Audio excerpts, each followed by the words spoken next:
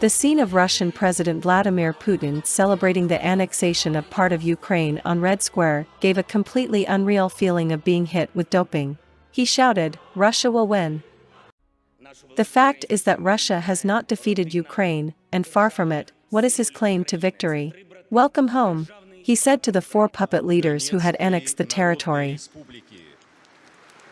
However, the puppet's home is in Ukraine, but now it belongs to Russia on paper.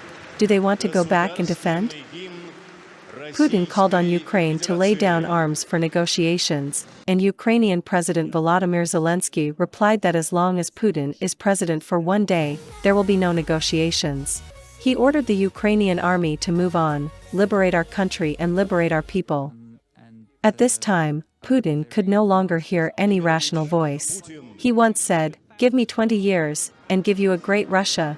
So far, Putin has essentially ruled Russia for 22 years. Russia didn't even see the dawn of great. Russia's economy is depressed, and sold energy for a living. Ultra-low fertility is far from enough to cover the world's largest country. In this way, Putin wants to expand the territory and falls into the territorial big, and the country cannot extricate itself from the myth of greatness. The Western world, especially the important leaders of the European Union, risked being accused of appeasement in the past, and once looked forward to Russia's gradual approach with tolerance and embracing universal values. Putin's return is that the invasion of Georgia, Moldova, and even the annexation of Ukraine's Crimea under the guise of a referendum, and the planning of the split between Ukrainian and Eastern Ukrainian regions, did not make them completely despair. It follows that Putin goes further and further down the road of the madman. When the United States warned the West that Russia was preparing to launch a war of aggression against Ukraine, it was hard for many Western elites to believe it. As a result, on February 20th, Putin announced the formal recognition of the independence of Ukraine's Donetsk and Luhansk. On February 24th, the commanding division made a large-scale invasion. At this moment, the leaders of Europe, who held a glimmer of hope for Putin to save their lives, finally woke up from their dreams, and all stood on the side of Ukraine. With the strong support of the West, Ukrainian soldiers resisted bravely. The feared Russian army was found to look like the powerful Red Army in the Soviet era, but from strategy to military management to weapons, it was far less powerful than imagined. The Russian army began to retreat.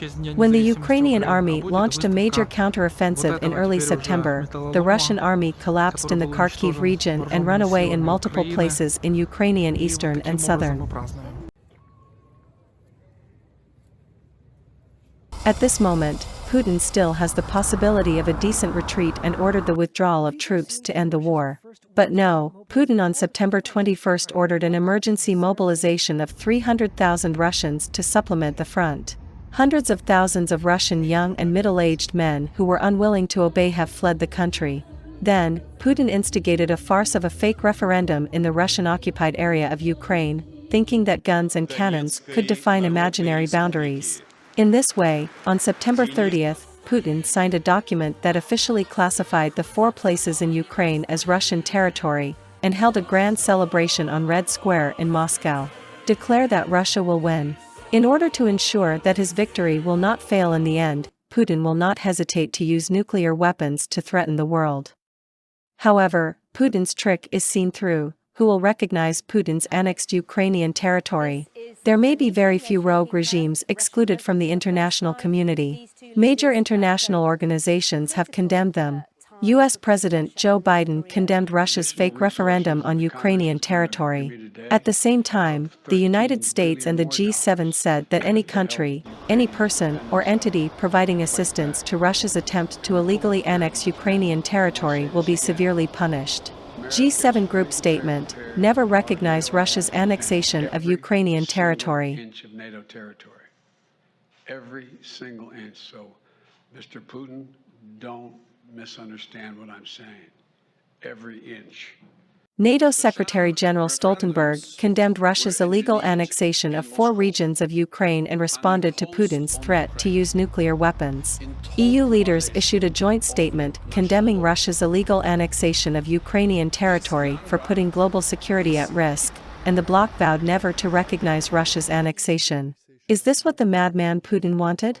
Even China, considered an ally of Russia, did not publicly support the outcome of the annexation, and China abstained in a vote on Friday on a resolution condemning Russia's annexation of Ukraine.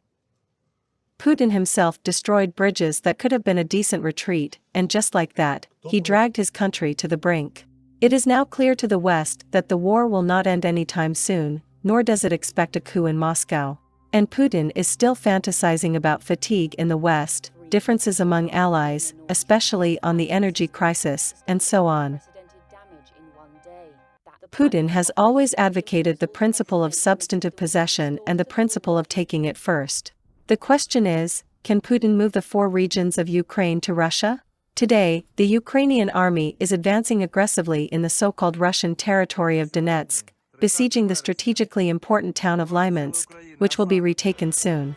The celebration of Putin's Red Square did not affect Ukraine's continued liberation of its lands and people.